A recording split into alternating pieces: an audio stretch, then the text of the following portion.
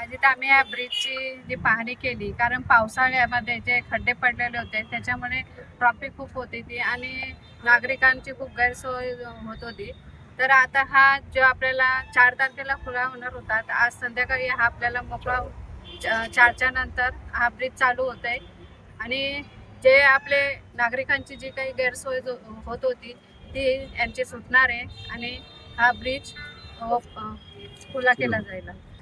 समाधानकारक तर नाही आहे, पण त्यांना जेव्हा आम्ही प्रश्न विचारले की ही खालीवर का असं, तर ते बोलले की जेव्हा गाड्यांची मुवमेंट चालू होईल त्याच्यानंतर ते लेवल होणार आहे.